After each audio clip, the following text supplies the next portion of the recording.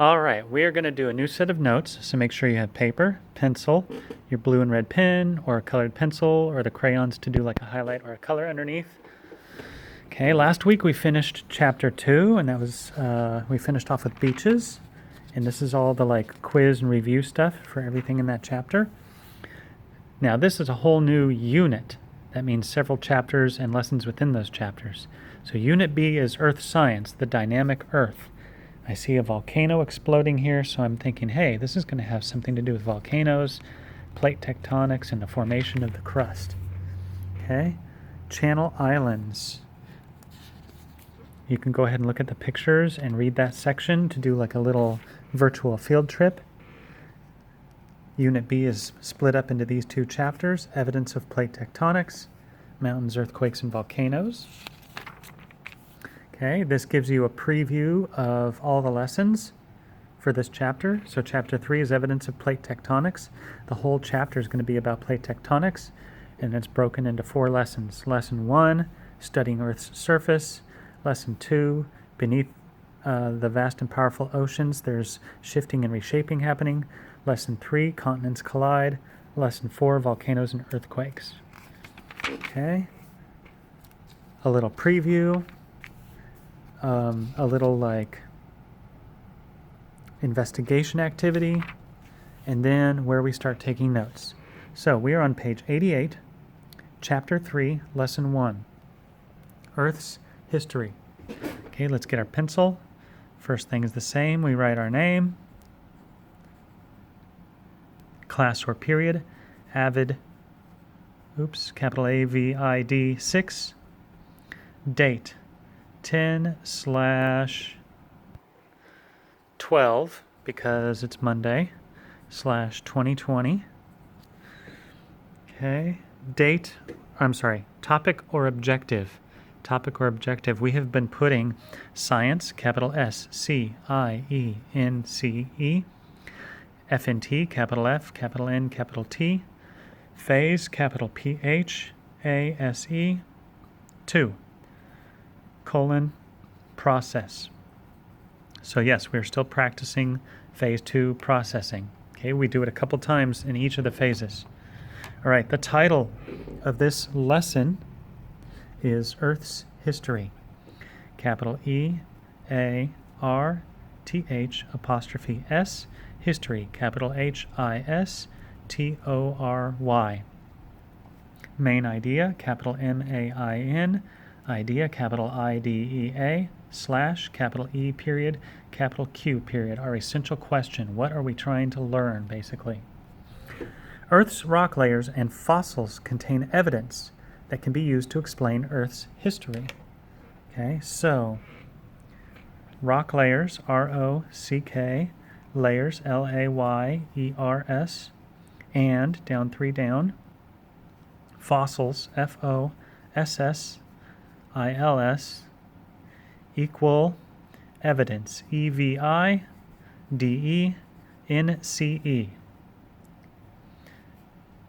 equal evidence, 2, TO, explain, EXPLAIN, Earth's, capital EARTH apostrophe S, history, HISTORY. Hey, that's the name of the lesson, Earth's history. Okay, take your page, fold it over exactly halfway, up and down, straight up and down in a column. Okay, vocabulary words. Fossil, FOSSIL. It says it's on page 90. Let's go find page 90. A fossil is the preserved remains or traces of an organism that lived in the distant past. So, preserved, PRESERVED, remains, REMAINS,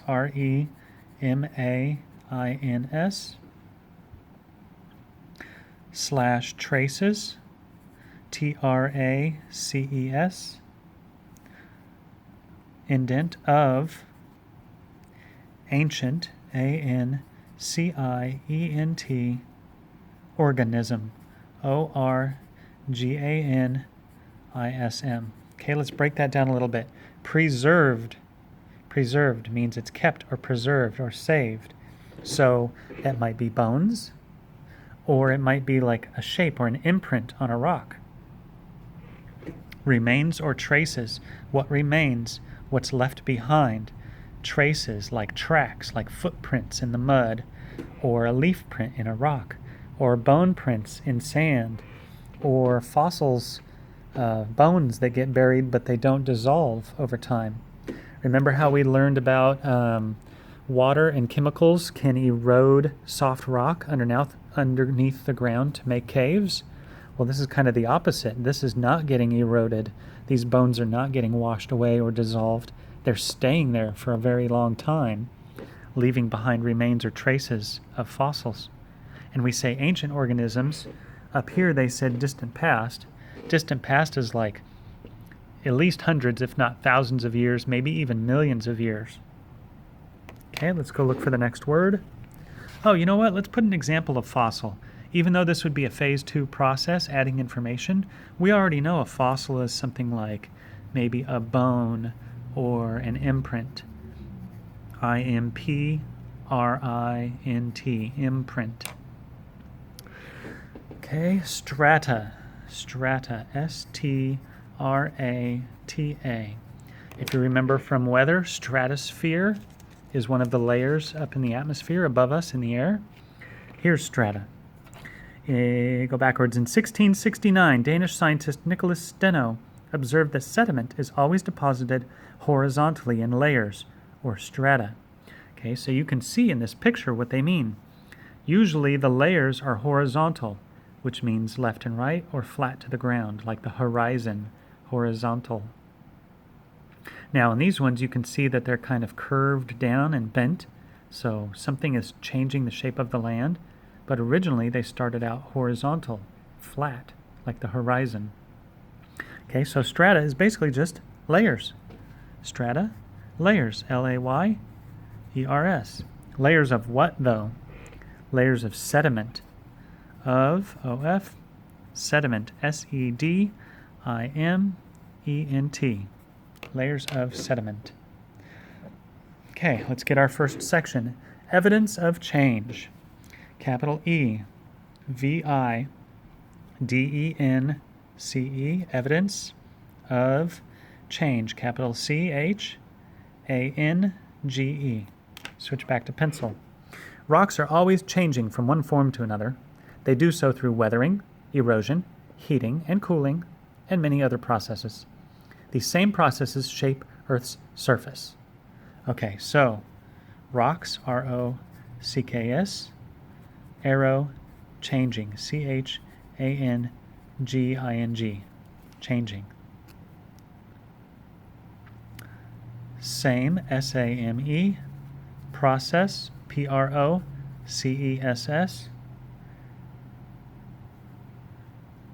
Earth's, capital E-A-R-T-H'-S. If you can squeeze surface in here, go ahead and do it. Otherwise, come down and indent. S-U-R-F-A-C-E. So rocks are always changing. The same processes, add an E-S to processes, same processes cause the Earth's surface to change. If you want, you can put weathering. You can put erosion. We could even put deposition. All those same processes. Glaciers, which are thick sheets of ice, have been one important agent of change. As they advance and retreat, they slowly grind rock and sculpt the land. During the ice ages, glaciers once covered large land areas. The most recent ice age ended about 15,000 years ago. So, glaciers, G-L-A-C-I-E-R-S, equal big, B-I-G, agent, A-G-E-N-T, of change, C-H-A-N-G-E. So glaciers are so big, so heavy, so powerful that they are a big agent of change. Rocky objects from space also form features on Earth's surface. Most of these objects are small, so they burn up in the atmosphere. But larger objects can strike the surface, forming impact craters. Oh, okay. So even meteors and meteorites. I forget which one it is. Meteor, I think, is in the air. I think meteorite is the one that hits the ground. I don't remember exactly. But that can hit the Earth's surface and create features. So, let's see. Large space objects, LARGE, space, SPACE, objects, OBJECTS, arrow, and then they called it impact crater. Impact, IMPACT. I can't quite fit it, so I'm going to do it down here. Crater, CRATER. Impact, hitting, colliding, pounding into something. So if a large asteroid makes it through the Earth's atmosphere without completely burning up, whatever is left behind slams into the surface of the Earth and makes a big giant crater. By studying rocks, scientists can infer events in Earth's history. The information in rocks is known as the rock record. So, rock, R-O-C-K, record, R-E-C-O-R-D, arrow, inference, I-N-F-E-R-E-N-C-E. So if you use the rock record, you can make an inference about what's happening. For example, I can make an inference that something is bending and shaping the land here because these layers are no longer flat and horizontal. They are curved a little bit. Okay, let's look at our pictures. The Rocky Mountains are relatively young. Their sharp peaks reveal that not much erosion has occurred. Okay, so when you see mountains that have very sharp, pointy peaks like this, that actually means that in terms of the Earth's history, that means they're kind of young. They have not had time to wear down and smooth like this. Compared to the Rocky Mountains, the Appalachian Mountains are old.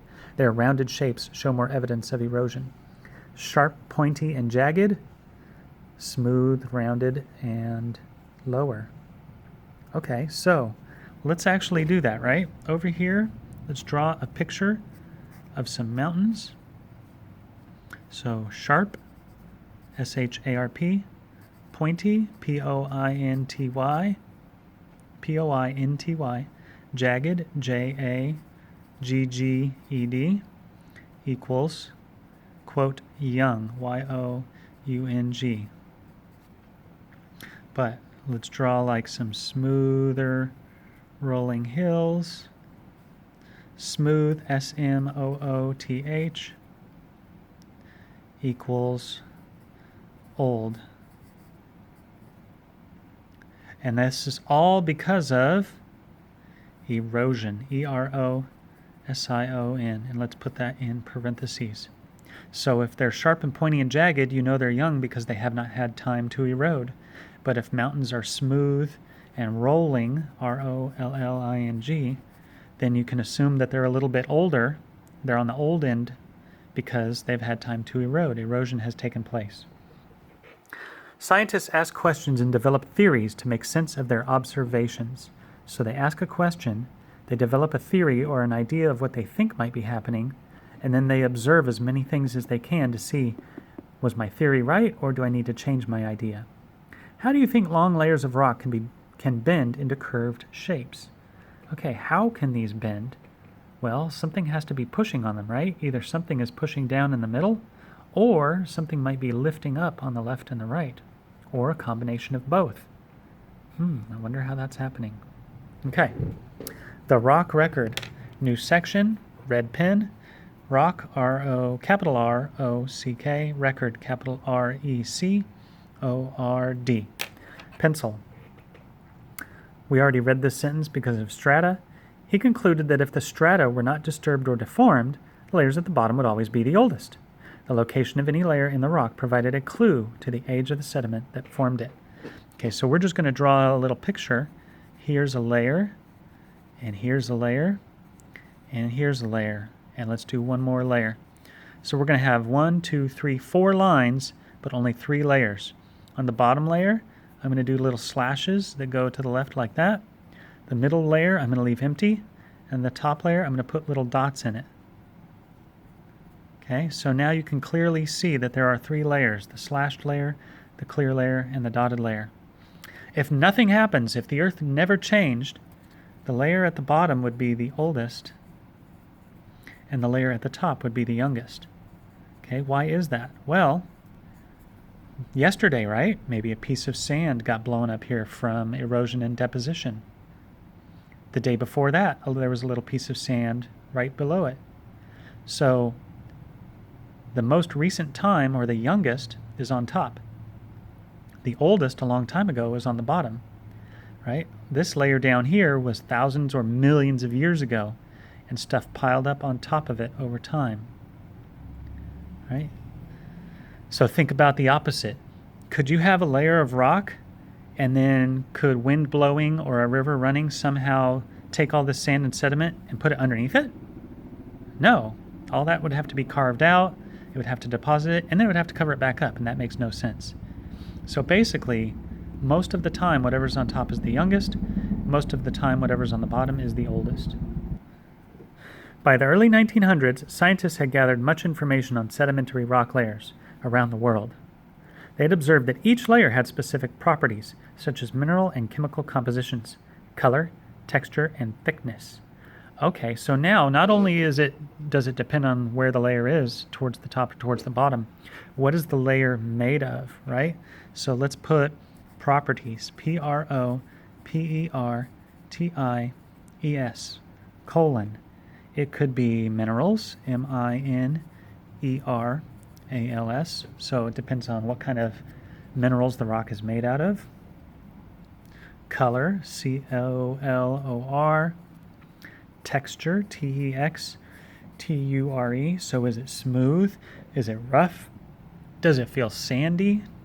Is it very, very hard, or can you squish it with your hand and make it crumble apart? And thickness, T-H-I-C-K-N-E-S-S. So thickness depends on how much stuff deposited. It also depends on how much stuff is on top of it. I would think that the layers at the bottom would be a little bit thinner because all that weight is crushing down on them and pushing them. Scientists also made maps of the rock layers with detailed descriptions of each layer. They noticed that similar rock layers often occurred in different parts of the world. Oh, wow. Okay, so similar, S-I-M-I-L-A-R, layers, L-A-Y-E-R-S, arrow, different, D-I-F-F-E-R-E-N-T, parts, P-A-R-T-S, of, O-F, world, W-O-R-L-D. How can different parts of the world have similar layers? Maybe that means that they had similar erosion and deposition going on. Maybe they had similar minerals and colors and textures and thickness. So if they're similar in America versus somewhere in like Europe or China, maybe that means they're about the same age. Oh, okay. Certain types of strata were quite puzzling. For example, scientists knew that fish and animals with shells live in the ocean and settle to the bottom when they die.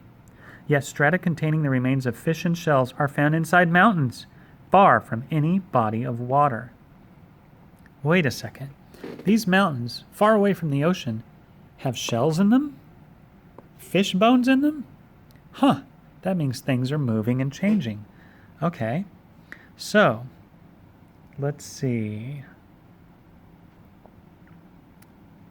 Fish, F-I-S-H, slash shells, S-H-E-L-L-S, arrow, ocean, O-C-E-A-N, comma, but found, F-O-U-N-D, N-I-N, mountains, M-O-U-N-T-A-I-N-S. How were they moved hundreds or even thousands of meters above sea level? Furthermore, scientists observed strata in mountains that appeared curved and folded. Curved and folded. They were not able to explain these observations until they learned more about the way mountains form. So, land, L-A-N-D, can, C-A-N, curve, C-U-R-V-E, slash fold, F-O-L-D. These curves can get so extreme it can even look like it's folded over. What puzzled scientists about Earth's rock strata? Okay, well, things that puzzled scientists about Earth's rock strata, or things that confused them about the layers is that sometimes the oldest stuff was actually on top, and that didn't seem normal. Also, there are similar layers or similar strata in different parts of the world. Let's put strata underneath layers here so we can use that academic vocabulary. And then sometimes they would find fish bones or shells from ocean creatures in the mountains. They even saw land that was curved or completely folded over. I'm going to erase that little period. So obviously something's moving. Now we have to figure out how is it moving. All right, that's it for our first day. Now, let's look at the pages. We have a second set here, a third set here. Oh, so there's really only 3 sets. So we can do today, Monday, a Tuesday set, a Wednesday set, process them on Thursday, and then upload them to our e-binder and write our summary on Friday. Sounds like good timing. Good job persevering with a growth mindset, and roar Wildcats!